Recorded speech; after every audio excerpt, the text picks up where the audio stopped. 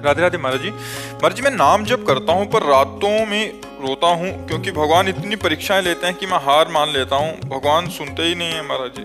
नहीं, ऐसी बात नहीं। भगवान सुन रहे हैं पर हमारे पाप कर्म हैं उनको भुगता रहे हैं। अवश्य में वो भोक्तव्यम कृतम कर्म शुभाशुभम। सुन तो रहे हैं यार, हृदय में बैठे सुन रहे हैं, पर सुनकर भी अनसुनी कर रहे हैं क्योंकि आपने उनकी बात नहीं सुनी, शास्त्र आज्ञा नहीं मानी और मनमानी पापाचरण किए। तो अब वो तुम्हारी सुन रहे हैं पर सुन के भी अनसुनी कर रहे हैं कि भोग लो, पवित्र हो जाओ।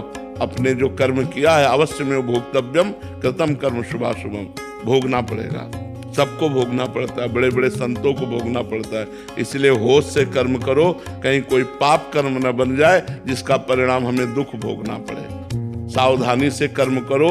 मनुष्य जीवन बहुत सावधानी के लिए मिला है, मनमानी आचरण करने के लिए नहीं मिला। शास्त्र से प्रमाणित कर्म करोगे तो सदैव सुखी रहोगे, आनंदित रहोगे। शास्त्र विरुद्ध कर्म करोगे तो दुखी रहोगे, शोकित रहोगे। महाराज जी, क्या गलत तरीके से कमाए हुए पैसे से अगर हम सर्वनाश, परिवार, बच्चे सब बिगड़ जाएंगे, अशांति पैदा हो जाएगी, परिणाम में सब नष्ट हो जाएगा। इसलिए होश में रहो, धर्म से कमाओ, नमक रोटी खाओ, चैन से जियो। अधर्म से कमाओगे, रबड़ी खाओगे, आंतें फट जाएंगी, आज नहीं तो कल, पक्का समझ लो। इसलिए अधर्म के पैसे से बचो। शॉर्टकट में करोड़पति बनने की कोशिश मत करो। मेहनत से कमाओ, और मेहनत से कमाई से अगर साइकिल से भी चलोगे तो तुम्हारी रौब है, शान है। तुम घर में जाओगे, चैन से व्यवहार होगा।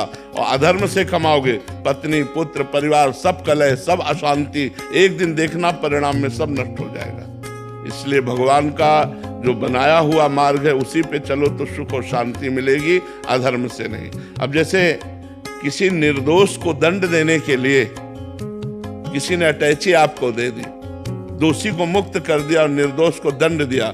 अब निर्दोष के हृदय की जितनी श्वासें हैं वो जो बद्दुआ दे रहे हैं तुम्हारा सर्वनाश कर देंगी।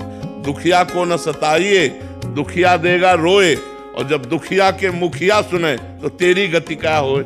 आज तुम बड़े पद पे बैठे हो, लेकिन जब सबसे बड़ा पद वाला न्याय करेगा तो तुम्हारे होश उड़ जाएंगे, तुम्हारा सर्वनाश हो जाएगा।